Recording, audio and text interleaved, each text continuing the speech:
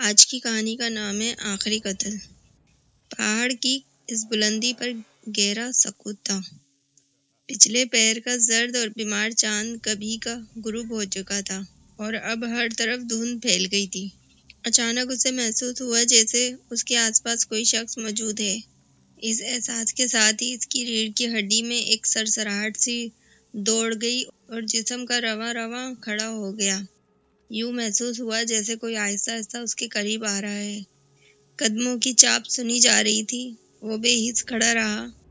کوئی شخص اس کے آس پاس آ کر کھڑا ہو گیا۔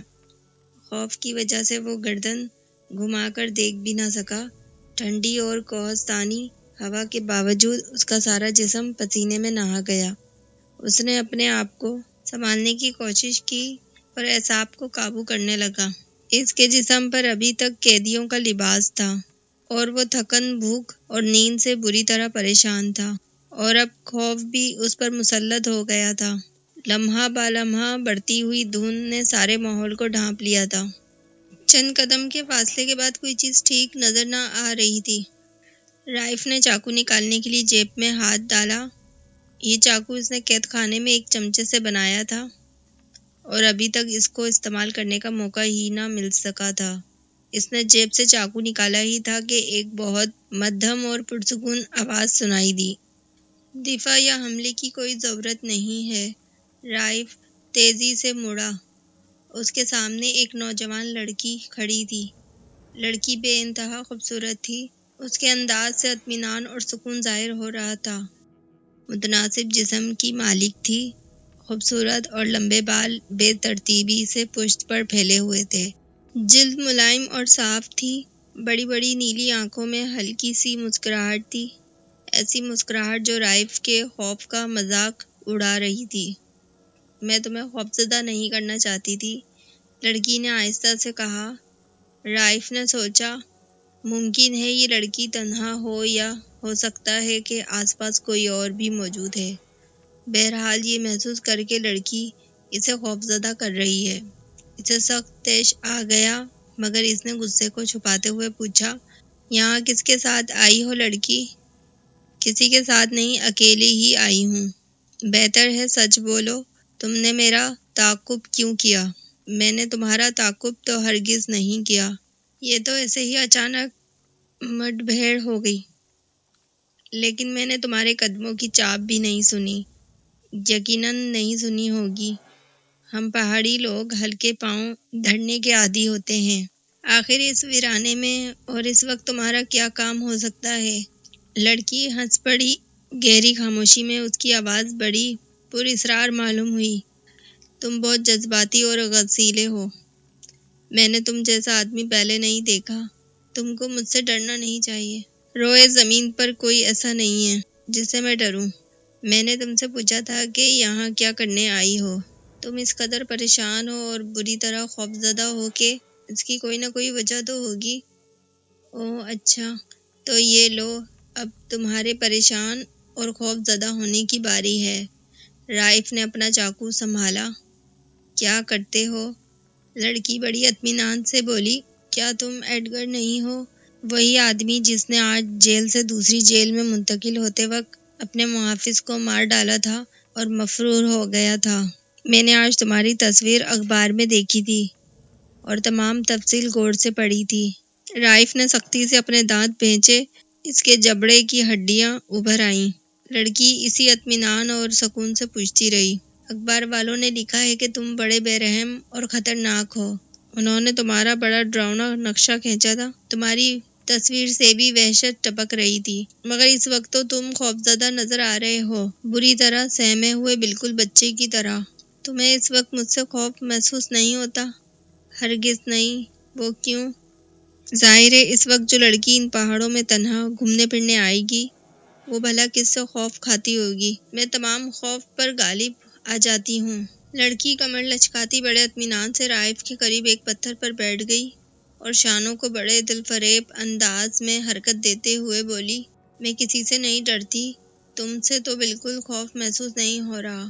آخر تم مجھ سے چاہتی کیا ہو لڑکی؟ مجھے لڑکی نہ کہو، میرا نام ڈریم آمی ہے۔ یہ کوئی خوبصورت نام نہیں ہے۔ اپنے اپنے رواج کی بات ہے۔ اس طرف کے لوگ ڈریم آرمی کو بہت اچھا نام سمجھتے ہیں۔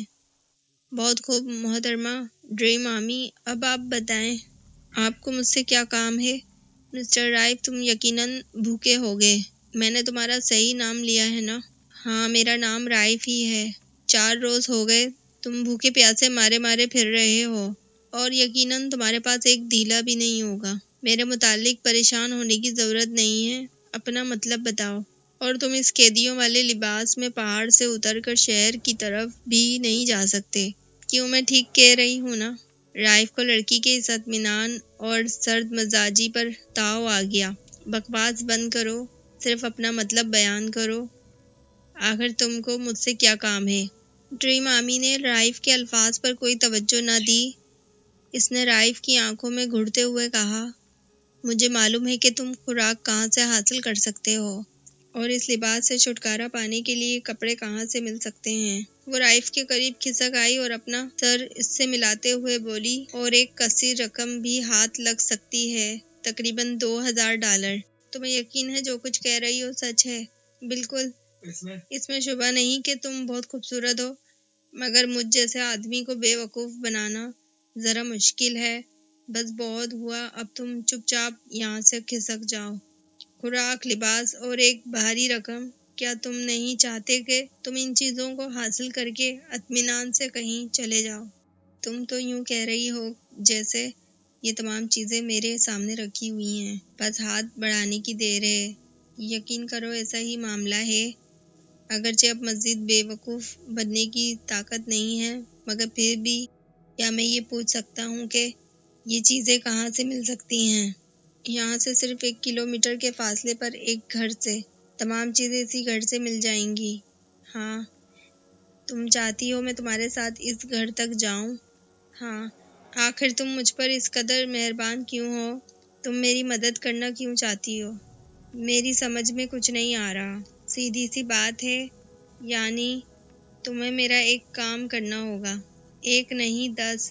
مگر یہ تو بتاؤ کہ تم مجھ سے کس قسم کا کام لینا چاہتی ہو؟ میں ایک آدمی کو اپنی آنکھوں کے سامنے مرتے ہوئے دیکھنا چاہتی ہوں۔ میری خواہش ہے کہ تم اسے قتل کر دو۔ آخر کیوں؟ تم کیوں چاہتی ہو کہ میں کسی آدمی کے خون سے اپنے ہاتھ رنگوں؟ وہ اسی کا حقدار ہے، اس حد تک کہ اسے قتل کرانا میرے لیے ایک اہم فرض کی حیثیت رکھتا ہے۔ وہ بہت ظالم اور سنگ دل انسان ہے۔ بولو، کیا تم اسے قتل کر دو گے میری خاطر؟ رائف حیران رہ گیا۔ لڑکی کی آنکھیں وحشیانہ انداز میں چمک رہی تھیں، پتلیاں بڑی بے قراری سے گردش کر رہی تھیں۔ لڑکی پھر بولی، ڈر گئے؟ تمہارے جیسے آدمی کے لیے جو ایک گارڈ کو قتل کر چکا ہو، کسی دوسرے انسان کو قتل کر دینا کوئی بڑی بات نہیں ہے۔ بس یہ تمہارا آخری قتل ہوگا، اس کے بعد تم آزاد ہو جاؤ گے، جہاں چاہے جا سکتے ہو، سودا برا نہیں رہے گا۔ رائف نے پہلو بدلا، بڑی مشکل سے لڑکی کی طرف دیکھا اور بولا، بڑی عجیب خواہش ہے تمہاری، میں سوچ بھی نہیں سکتا تھا۔ میں مذاق نہیں کر رہی، تم جیسے آدمی سے مذاق کا تصور بھی نہیں کیا جا سکتا۔ بس میری یہ آرزو ہے کہ اس آدمی کو انتہائی بے رحمی اور وحشیانہ طور پر قتل کر دیا جائے گا۔ وہ آدمی اس مکان میں رہتا ہے جس میں روپے اور کپڑے موجود ہیں۔ ہاں، کپڑے بہت زیادہ تو نہیں ہیں، مگر جتنے بھی ہیں سب تمہارے فٹ آئیں گے، کیونکہ آدمی تمہارے ہی قد و قامت کا ہے۔ اس کے علاوہ $2000 بھی اس مکان میں تکیے کے نیچے تھیلی میں محفوظ ہیں۔ رقم میں تمہارا حصہ کتنا ہوگا؟ مجھے رقم کی ضرورت نہیں ہے، سب کی سب تمہاری ہے۔ میں تو بس اپنی آنکھوں سے اس شخص کو قتل ہوتے دیکھنا چاہتی ہوں۔ وہ شخص تمہارا شوہر ہے؟ نہیں۔ پھر کون ہے؟ اب کیا کہوں، میں اس کی محبوبہ تھی، کبھی سوچتی تھی مجھے بہت چاہتا ہوگا۔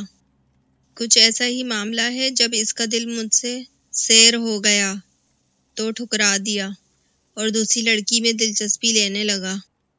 حالانکہ میرے پیٹ میں اس کا 2 ماہ کا بچہ پرورش پا رہا تھا۔ رائف ذرا دیر تک سوچتا رہا، پھر ایک مضبوط ارادے کے ساتھ کھڑا ہو گیا۔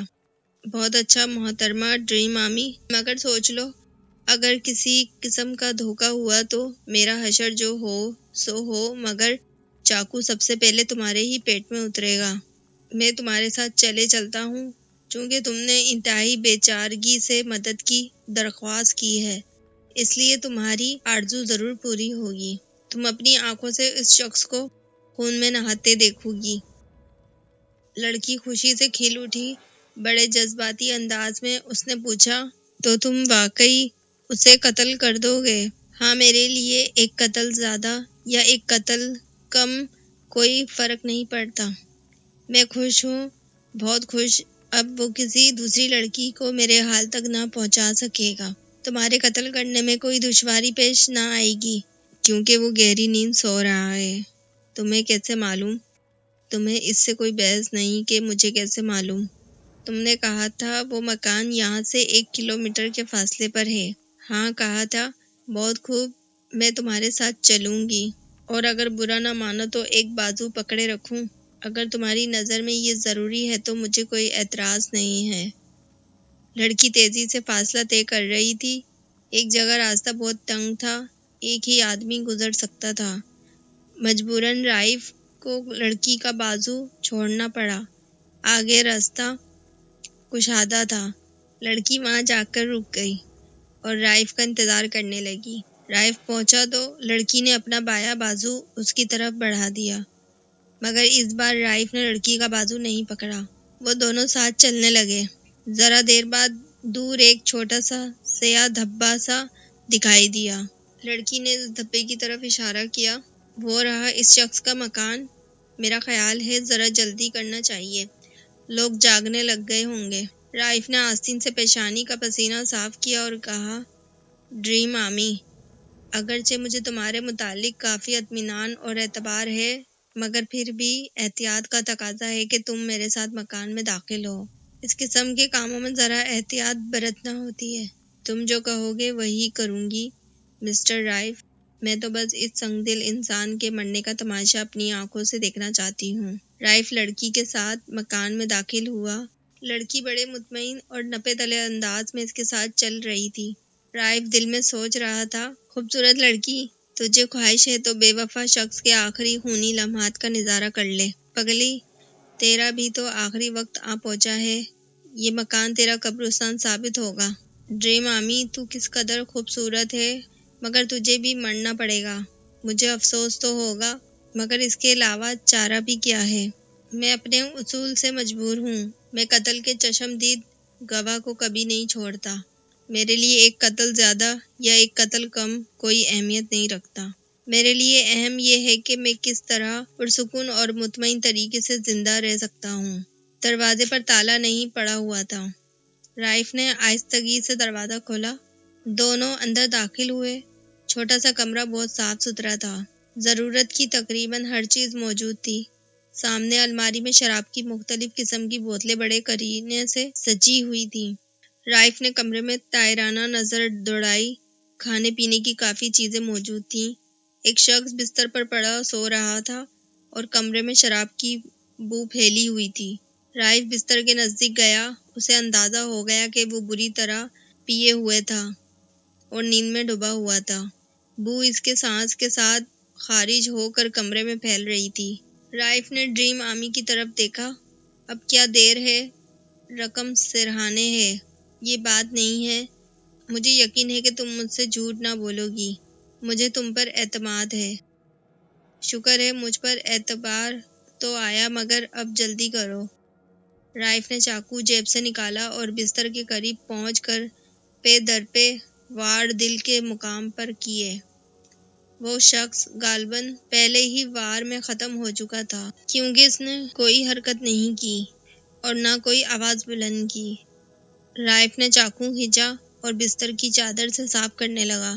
پھر چاقو جیب میں ڈال کر لاش کو ذرا نیچے کھسکایا۔ تکیہ ہٹا کر دیکھا تو نوٹوں سے بھری ہوئی تھیلی سامنے پڑی ہوئی تھی۔ رائف نے تھیلی جیب میں ڈالی اور کرسی پر پڑے ہوئے شخص کے کپڑے دیکھنے لگا۔ پھر خون میں لت پت لاش کا جائزہ لیا۔ لڑکی نے غلط نہیں کہا تھا۔ لاش قد و قامت میں بالکل اس جیسی تھی، رائف کی طرح۔ رائف ایک بار پھر سوچ میں ڈوب گیا۔ افسوس، اس خوبصورت اور بہادر لڑکی کو بھی مرنا پڑے گا، مگر کیا کیا جائے، قسمت کی باتیں ہیں۔ رائف نے 2 مرتبہ جیب میں ہاتھ ڈالا۔ اس کی خواہش تھی کہ ایک ہی وار میں لڑکی کا خاتمہ کر دے، تاکہ بیچاری لڑکی کی موت کی اذیت اور جان کنی سے بچ جائے، اور اسے کم سے کم درد اور موت کی تکلیف کا سامنا کرنا پڑے۔ رائف نے بڑی سرعت سے چاقو والا ہاتھ پیچھے گھمایا جہاں لڑکی کھڑی ہوئی تھی، مگر اس کی آنکھوں میں اندھیرا چھا گیا۔ لڑکی اپنی جگہ موجود نہیں تھی۔ رائف پر دیوانگی سی طاری ہو گئی۔ وہ کمرے کی ایک ایک چیز ہٹا کر اسے تلاش کرنے لگا۔ الماریوں کے پٹ کھول کر دیکھا، مگر لڑکی کا کہیں پتہ نہ تھا۔ وہ پاگلوں کی طرح باہر بھاگا۔ اس کی حالت بڑی خراب تھی۔ پسینہ چوٹی سے ایڑی تک بہہ رہا تھا، اور وہ غصے میں ہذیان بک رہا تھا۔ اسے سامنے دھند میں سے 2 آدمی نمودار ہوتے ہوئے دکھائی دیے۔ دونوں کے جسم پر وردی تھی اور ہاتھوں میں ریوالور۔ رائف مڑ کر پیچھے کی طرف بھاگا، مگر ایک مامر آفیسر نے اسے للکارا، خبردار، چاقو نیچے ڈال دو اور ہاتھ اوپر کر کے کھڑے ہو جاؤ، ورنہ چھلنی کر دیے جاؤ گے۔ چاقو اور نوٹوں کی تھیلی رائف کے ہاتھوں سے گر پڑی۔ وہ دونوں ہاتھ اٹھا کر کھڑا ہو گیا۔ وہ لڑکی، رائف کمزور سی آواز میں بولا۔ پولیس افسران نے کوئی توجہ نہ دی اور اس کے ہاتھوں میں ہتھکڑی ڈال دی۔ رائف نے پھر کمزور سی آواز میں پوچھا، وہ لڑکی کہاں گئی؟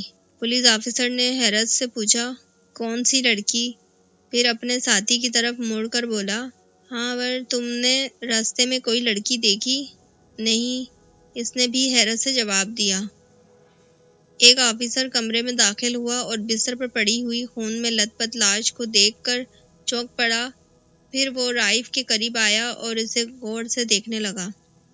وہ ایک بار پھر چونکا۔ ہاور آؤ جلدی سے۔ اس کی آواز ہی جان اور جوش سے کانپ رہی تھی۔ ذرا غور سے دیکھو، پہچان رہے ہو؟ ارے یہ تو وہی قاتل ہے جس نے گارڈ کو قتل کر ڈالا تھا اور روپوش ہو گیا تھا۔ اچھا، تو یہ دھند میں چھپ چھپا کر ادھر یہاں نکل آیا تھا، اور اس نے اسے قتل کر کے اس کی رقم ہتھیا لی۔ خوب بھائی، بہت خوب، دوسرا آفیسر بولا۔ ہم جو کو پکڑنے آئے تھے، مگر اس نے پہلے ہی جو کو مار ڈالا۔ خیر، ایک تیر 2 شکار اسی کو کہتے ہیں۔ مگر یار، میری خواہش تھی کہ میں جو کو زندہ پکڑتا اور ٹھڈے مار مار کے اس کے جبڑے توڑ دیتا۔ اس نے جو کچھ اس لڑکی کے ساتھ کیا، اس کا تقاضا تو یہی تھا کہ مار مار کے بھرکس نکال دیا جاتا، پھر بھلے ہی وہ قتل ہو جاتا۔ پہلے تو اس کمبخت نے لڑکی کو محبت کا دھوکہ دے کر پھانسا، جھوٹی محبت جتائی، رنگ رلیاں منائیں، اور جب وہ حاملہ ہو گئی تو جان چھڑانے کے لیے اور بدنامی سے بچنے کے لیے خاموشی سے اس معصوم کو ٹھکانے لگا دیا۔ کمبخت کس آسانی سے بستر پر مر گیا، اسے تو کتے کی موت مرنا چاہیے تھا۔ آفیسر نے نفرت سے فرش پر تھوک دیا۔ رائف حیران اور پریشان پولیس افسروں کی طرف دیکھے جا رہا تھا۔ اب تک کی ساری باتیں اور تمام واقعات خواب سے معلوم ہو رہے تھے۔ اس نے تھکی ہوئی آواز میں پوچھا، لڑکی کو کب قتل کیا گیا تھا؟ کل رات۔ اس لڑکی کا کیا نام تھا؟ تمہیں اس سے کیا مطلب؟ میں آپ سے درخواست کرتا ہوں، مجھے اس کا نام بتا دیجیے۔ اس کا نام ڈریم آمی تھا۔ یہ کیسے ممکن ہے؟ وہ تو اس قتل میں میرے ساتھ شریک ہے۔ دونوں نے زوردار کہا لگایا۔ احمقانہ باتیں مت کرو۔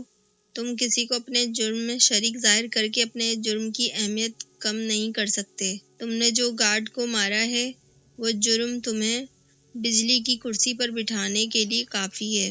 یہ تو مجھے معلوم ہے، رائف نے سر جھکا کر کہا، مگر یقین کیجیے، ڈریم آمی نے ہی مجھے اس قتل پر اکسایا تھا، آج صبح کا اجالا پھیلنے سے پہلے۔ دونوں افسران پھر ہنس پڑے۔ یقیناً وہ ڈریم آمی کی روح ہوگی، کیونکہ اس وقت تو اسے قتل ہوئے بھی 10 گھنٹے گزر چکے تھے۔ نہیں، وہ مری نہیں ہے، یہ ممکن ہی نہیں ہے، رائف پاگلوں کی مانند چلایا۔ ہاورڈ نے اپنے ساتھی کو کونی مارتے ہوئے کہا، پاگل بن کر سزا سے بچنا چاہتا ہے، لیکن کوئی اس کی باتوں کا یقین نہیں کرے گا۔ اور واقعی کسی نے رائف کی باتوں کا یقین نہ کیا۔